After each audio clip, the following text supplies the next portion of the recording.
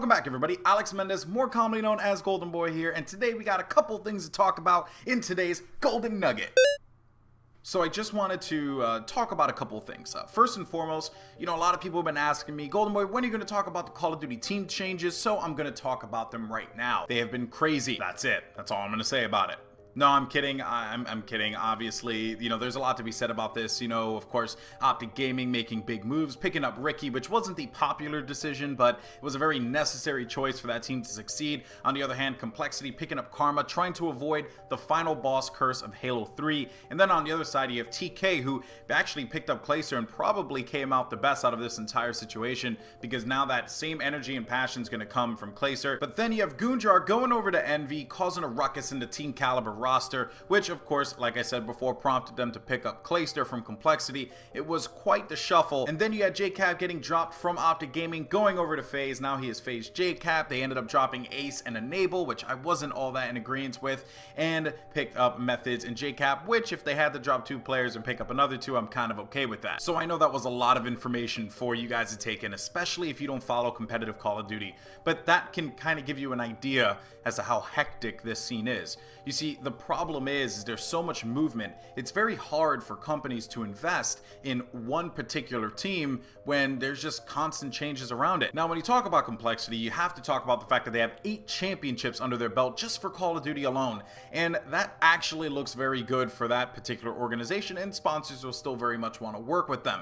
But then you have a group that is constantly shuffling things around. For example, Unite Gaming, which was a team that just could not seem to keep a roster for a single event. As a matter of fact, I think one of the guys from Unite Gaming tweeted me saying that besides one event, they have not been able to maintain a roster throughout all of Black Ops 2 and even leading into Ghost. And that is really unfortunate, because that just means that the marketability of that team is just going to go through the dumpster. And it's unfortunate too, because I think Unite Gaming, they had the capability of being a very, very well-recognized team, and we're also getting into that position of being a well-recognized team in competitive Call of Duty.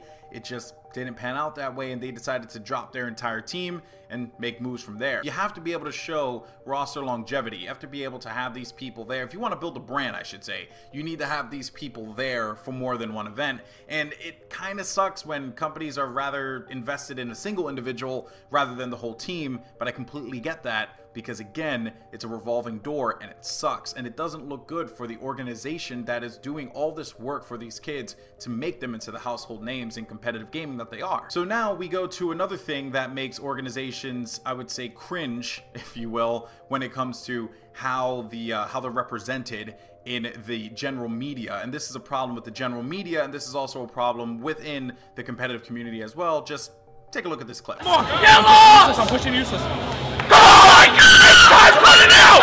Let's go! Come on, he's going to be, he's going to go in, he's going to be. Yep, one's outside control street. Control street hurt. Control street's hurt. Control street's hurt. Come on!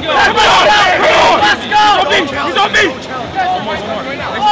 God, I feel bad! Gotta get it. That clip that you just saw was on Deadspin, which is a Gawker Media site, and Time as well, which doesn't bode too well for competitive gaming. And this isn't the first time something like this happened. If you guys remember the Eurogamer debacle, where Eurogamer actually posted up an article of all the trash talk that the European Call of Duty players were putting forth toward their opponents, and it wasn't all that sportsmanlike, so much so that, it really prompted Activision to have to step into this and take note, right? And be able to say, all right, guys, this isn't representing our entire community. But of course, this is the issue. General media will always do everything that they can to shut down what we do here. And even if some companies try and act as if they want to help grow competitive gaming in the general media mindset, by reporting it on websites like GameSpot or even Kotaku like I was doing, the damage at that point has already been done. For way too long, these general media websites have just been slandering what it is to be a competitive gamer, and they continue to do so. Whether it be, on purpose or not on purpose, they continue to slander what it means to be a competitive gamer. And the general population knows that, and they're not going to get behind it anymore. I mean, at one point you may have been able to convince people that gaming was a sport, but it was just the way that it was being perceived out there to the general population. They're looking at it and saying, this is corny, this is stupid, this cannot possibly be a sport. But if you take a look at the top League of Legends players, top StarCraft, top Call of Duty, Counter-Strike, I mean, the list goes on and on, guys. The professionalism, as well as the amount of work and effort it takes to do what these players do. And I know because I was one of those guys at one point. I wasn't a professional, but I worked just as hard as anyone else. It is almost a job. It is very, very difficult to maintain when you're not making any kind of money doing it. But these people don't see that. What they see are a bunch of nerds going out there playing games in a venue and yelling at one another. That's what they see. They don't see the spectacle that these events are. They don't see how amazing they are for gaming as a whole. Competition is a natural part of life. We compete with one another. That's just how it is. We are human beings. It's just what we do. And it's unfortunate to know that there are people out there that would, belittle what we do and not embrace it. It's okay to go out there and say games are art, right? And don't get me wrong, I thoroughly believe games are art, but I also believe games are sport too. And yet games can be art, but games cannot be sport. How does that work? If a person is out there grinding it out, playing their ass off, learning everything that they need to know about that game, and at the same time being a champion, being an 8-time champion, if we use complexity as an example, dominating the competition throughout Black Ops 2, and yet you cannot call them athletes. You can't say that they are true competitors. You can also say golf players are athletes, yet you can't say gamers are. People who play poker are athletes, yet gamers are not athletes. How is that any different? Please tell me. How is that any different? And I want to see what people are going to say in the comment section about this because, of course, there's a lot of differing opinions on it. I'm of the belief that gaming is a sport. If you want to be able to compete, you have to put yourself to that next level. You have to work hard for it.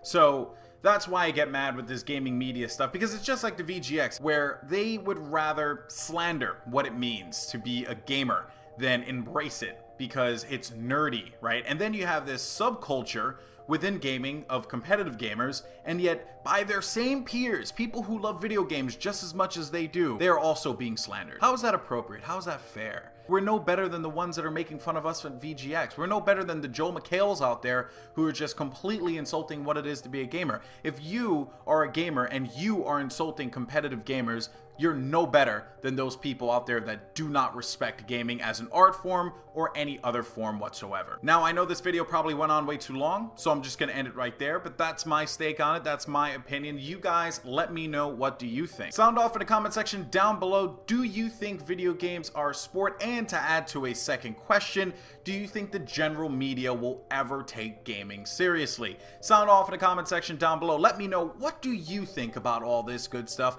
Of course, guys, if you haven't had a chance to check out any of my other videos, please do so. You can also like the video. It's a thumb. It looks like this. You take the mouse, you click it. Right next to that will be a subscribe button. You click that subscribe button, and then you drag it down and you get social, and you share your thoughts down in the comment section. My name is Alex Mendez, more commonly known as Golden Boy. Take care, and as always, keep on winning. Peace.